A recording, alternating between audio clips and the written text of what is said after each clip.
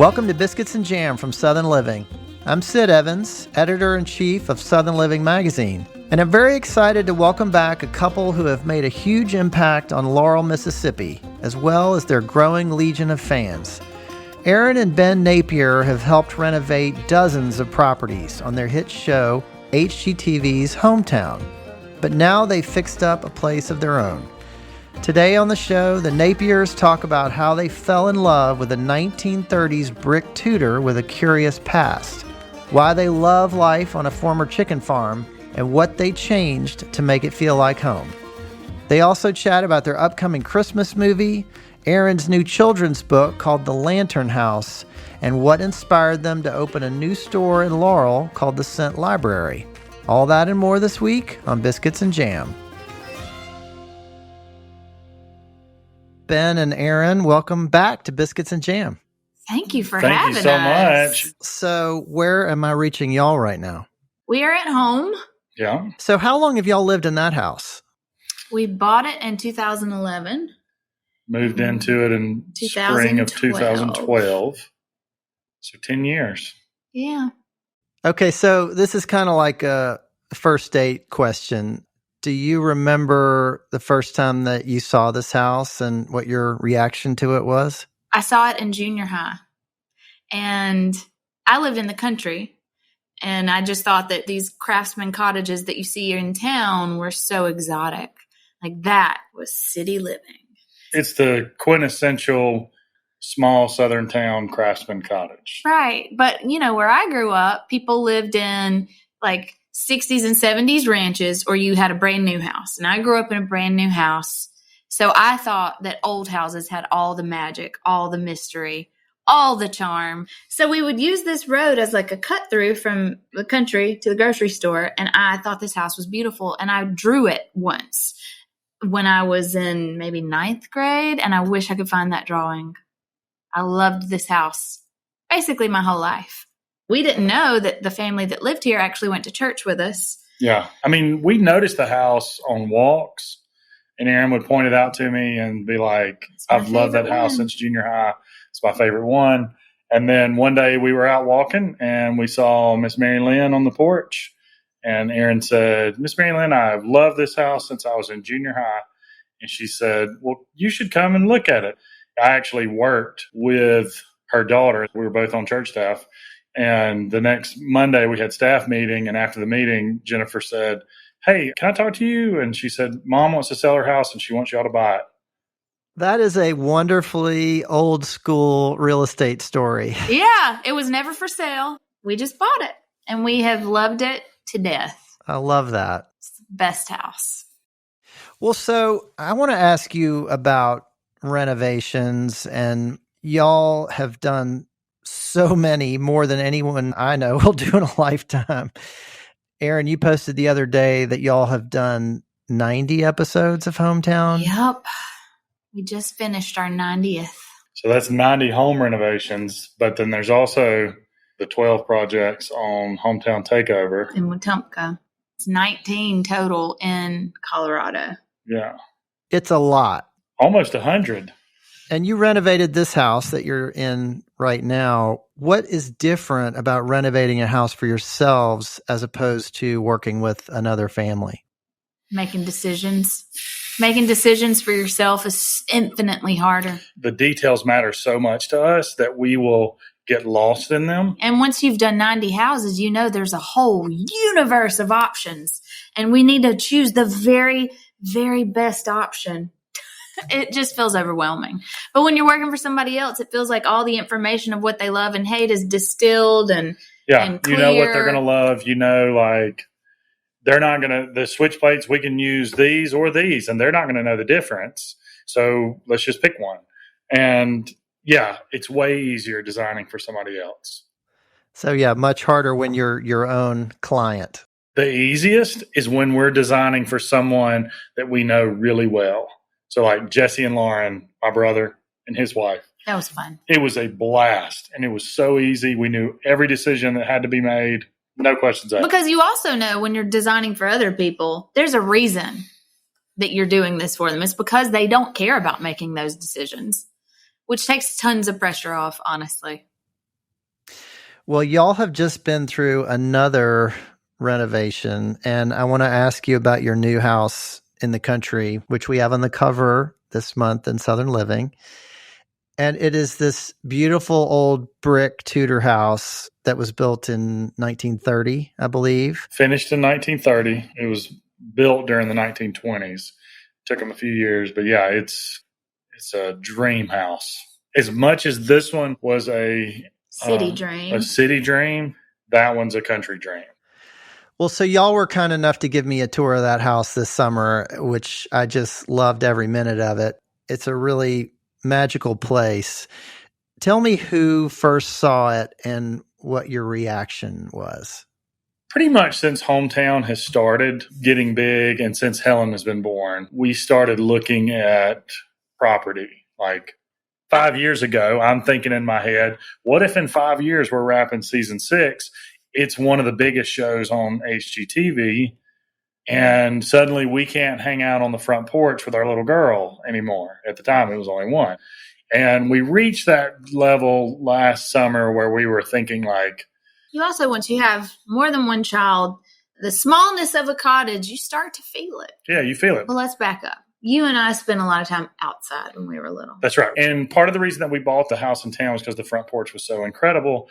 But it had reached a point where, and this was not like we're Hollywood superstars. We don't want people taking our pictures.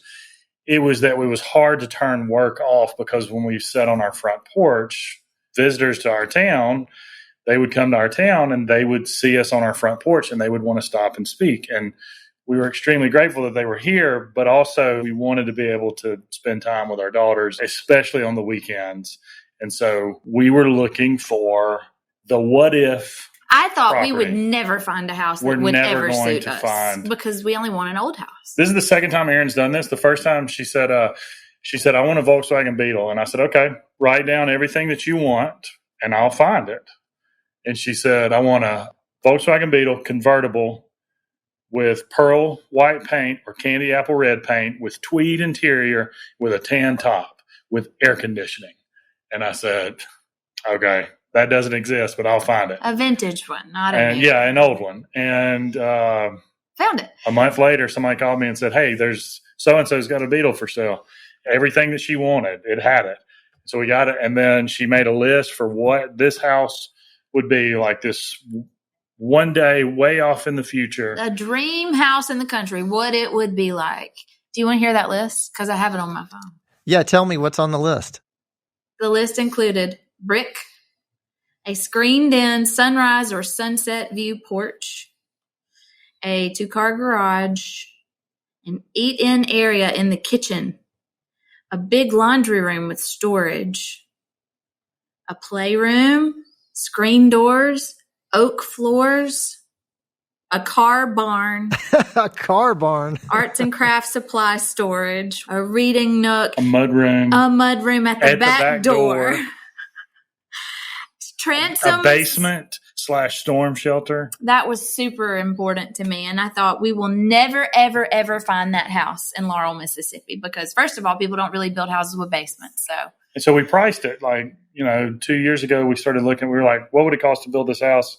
So we sat down with our team and, they were like, well, knowing your taste and knowing your materials that you're going to want, this will be a $4 million house. So that's not happening. That is definitely never, ever happening. And so Ben found that listing. Found the listing. I sent it to Erin. I said, baby, it's got everything except a laundry room. The laundry room was in the basement. And I said, but you can fix that. We can fix that. We can figure it out. And so it was the day that we were in the hospital that May was born.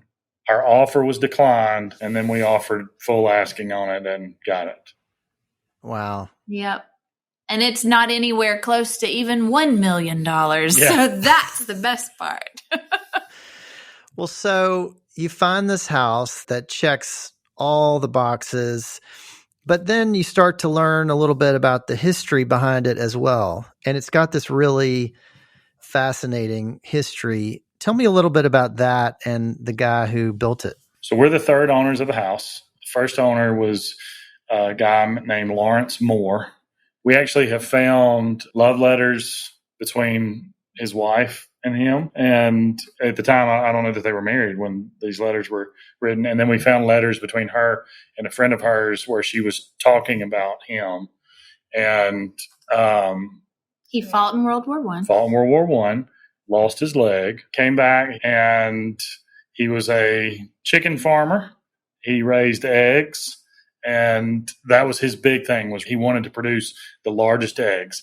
And of course, this is all Southern hearsay and rumors, but supposedly Sanderson Farms would not exist if it hadn't been for Mr. Moore, because he was growing big eggs. Big eggs means bigger chickens. And so they developed their farm from that. And so we got a Tudor mansion here that he built because when he came back from Europe, he was so in love with the architecture that he had seen that he wanted to build his wife this house. And so he hired a carpenter. They moved down there. They sawmilled timber on the property to build the house with. The sills underneath the house that all the floor joists sit on are 12 by 12 by 40 feet. These were massive trees that they cut down and built the house from. Part of the reason that we bought it was because we'd never seen a house so incredibly well built.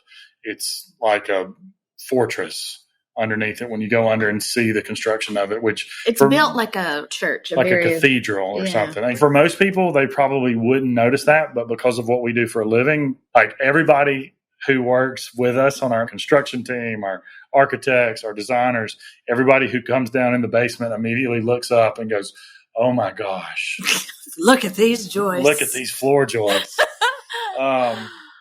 We knew what we were looking for, and we were just blown away by this house. And Mr. Moore, like, you start thinking, like, he's a chicken farmer. At one point, the largest poultry producing farm in the state of Mississippi. We have a newspaper clipping where he was recognized. But still, he's a chicken farmer. He's got this big house, this big brick barn. And then the stories start coming out that he was a famous bootlegger in the town. Everyone who's over the age of 50 who grew up on that side of the county, when they find out that we have this house, they say, "Oh, yeah, Mr. Moore's house." Like, yeah. That's who my granddaddy used to get his shine from. That's the moonshine house. Yeah, he's the moonshiner.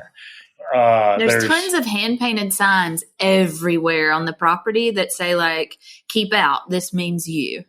Yeah. They're everywhere. And there's also a lot of signs that are directly against Mississippi Power, which I don't know what that's about. He had some real issues with Mississippi Power.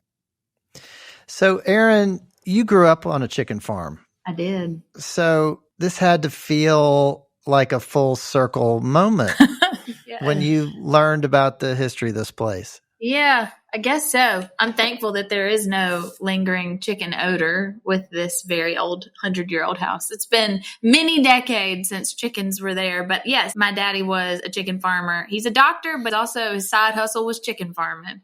And we had some Sanderson Farms chicken houses in our backyard. So I grew up smelling that horrible smell. And my mom would say, "Phil, I hate it. It stinks." And he said, "It smells like money, baby."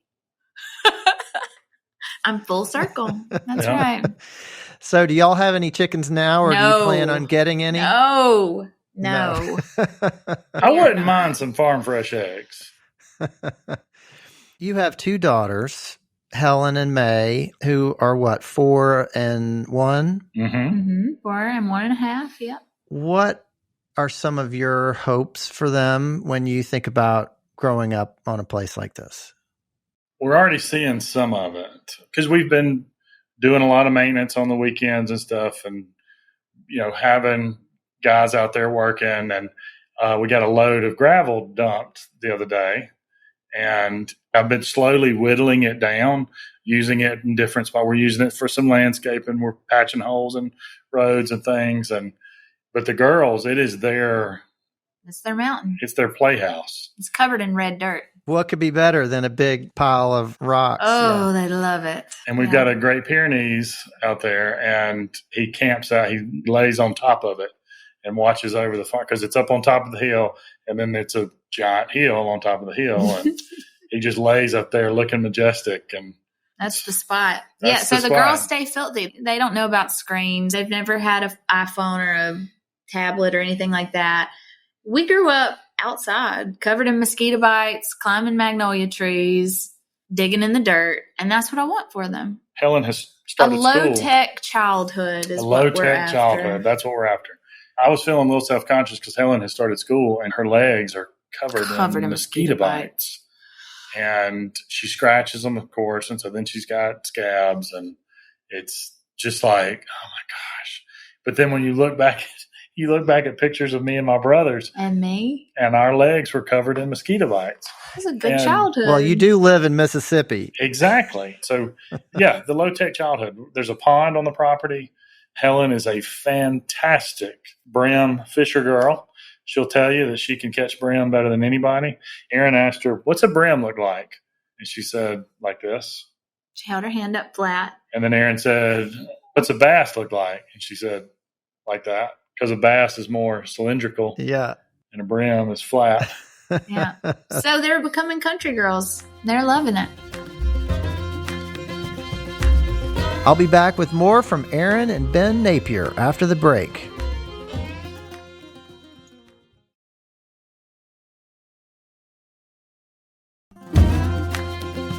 Welcome back to Biscuits and Jam from Southern Living.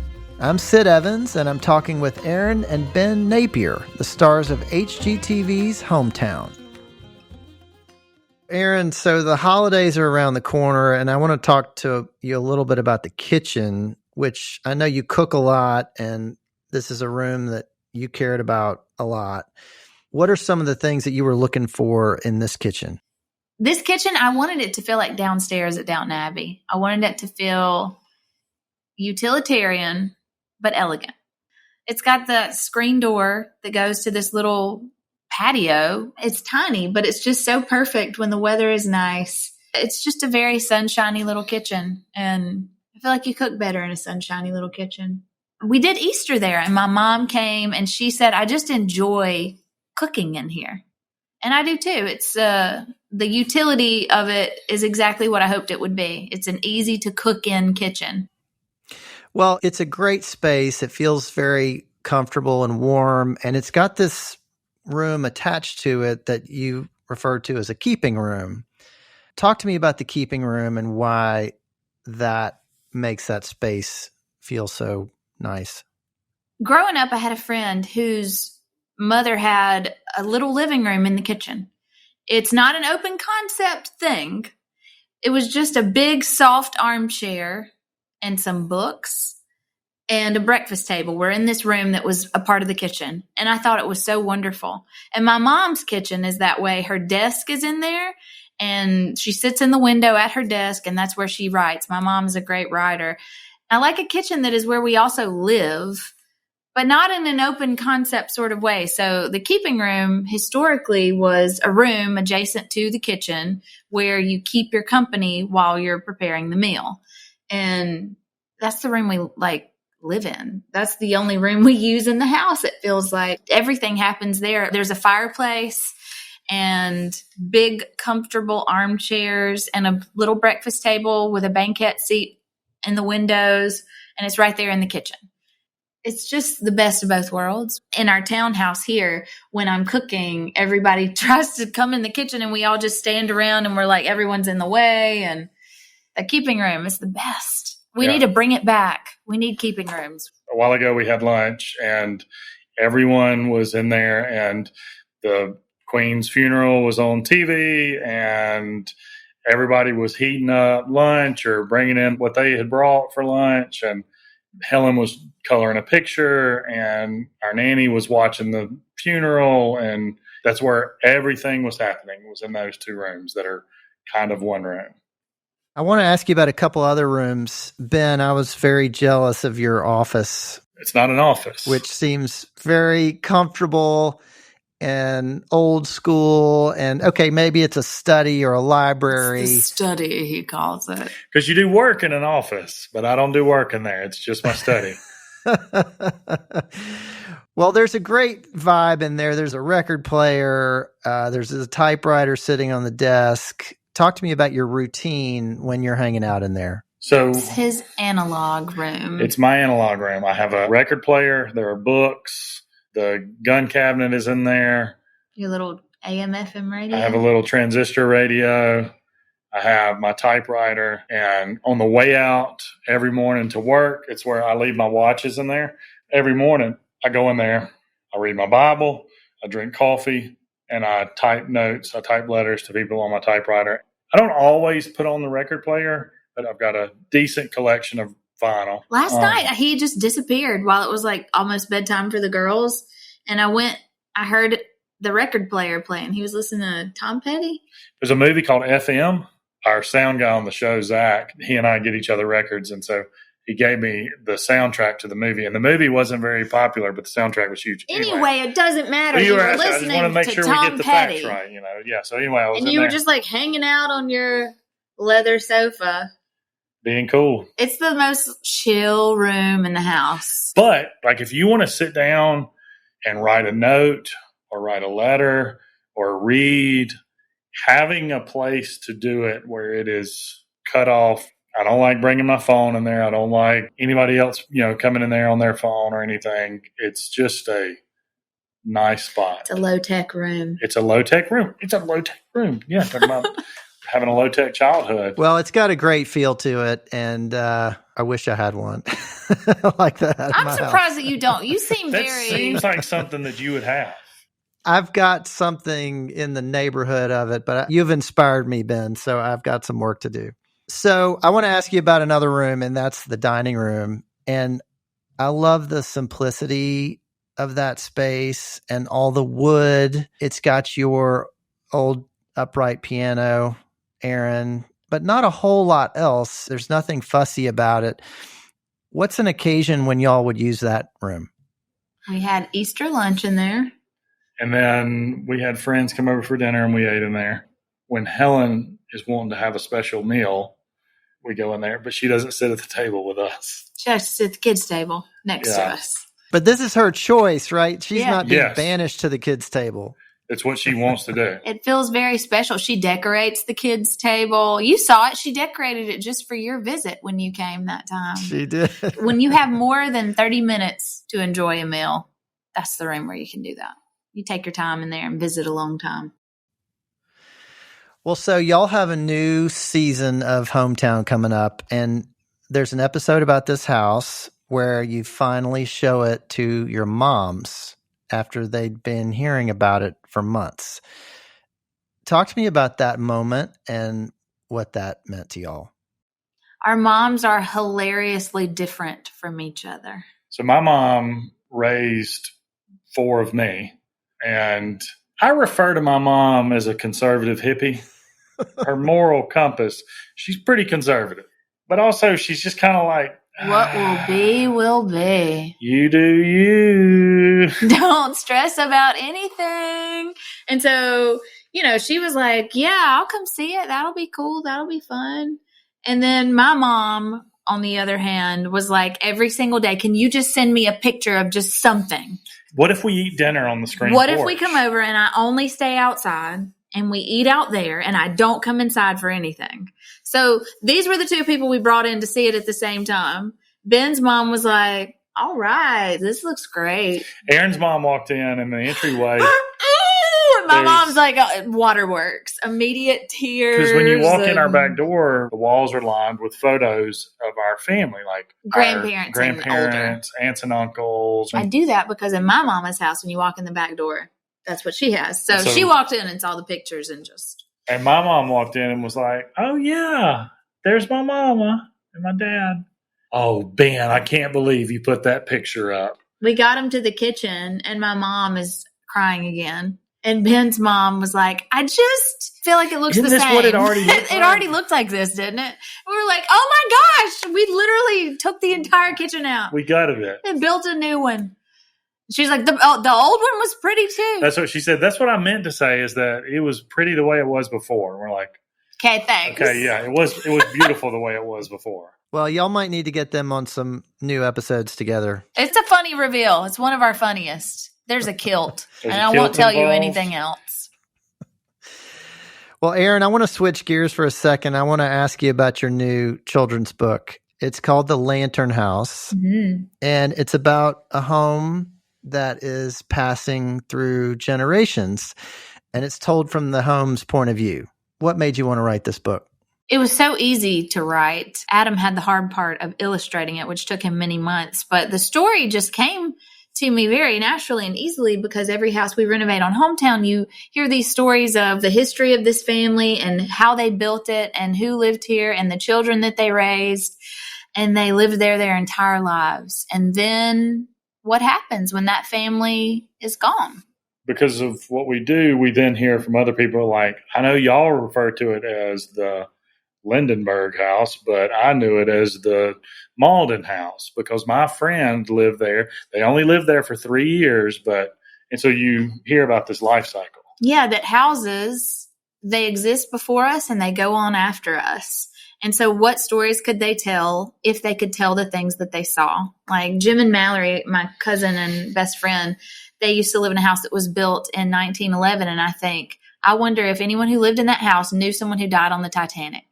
Like, think of all the historic moments that the people who live there experienced. And we just get to be stewards who take on that house and try to keep it healthy, keep it alive for the next people who get it someday. And man, it's good. It is such a good book. It's great. It's wonderful, especially coming from you guys who are working on these historic homes all the time. And you have this sense of kind of passing through and people taking care of these homes. And hopefully there's always someone who's going to come along after and take care of it after you do. Right. That's the thing is we can call a house our forever home, but it's only forever for us. It's not forever for the house. It's the truth. And some people might say that's kind of sad, but I think that's very hopeful that, life does go on and the next family that enjoys a house may enjoy it in a totally different and new way. And that's something that we talked a lot about in the episode about the farmhouse was how the original owners built it a certain way.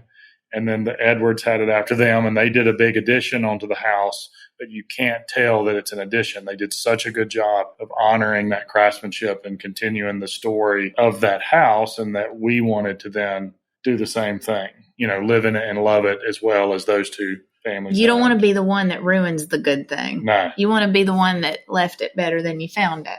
Yeah.